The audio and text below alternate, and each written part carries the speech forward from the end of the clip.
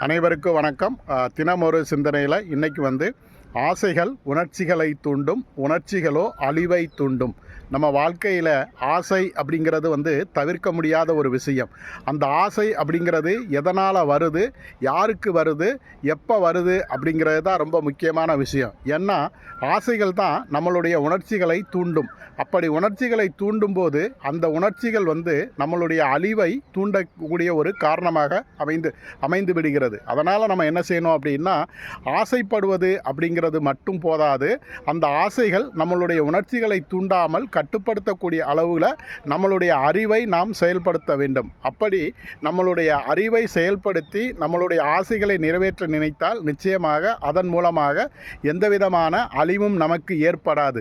மாறாக வெறுமனையே ஆசைகளை வைத்து அந்த ஆசைகளின் மூலம் தூண்டக்கூடிய உணர்ச்சிகளை வைத்து நாம் ஏதாவது ஒரு எதிர்வினை செய்தோம் அப்படின்னா அதனால் நமக்கு மிகப்பெரிய அளவில் அழிவுதான் தேடித்தரும். ஆகவே நாம் ஆசைகளையும் உணர்ச்சிகளையும் மிகவும் கவனமாக கையாள வேண்டும். நன்றி.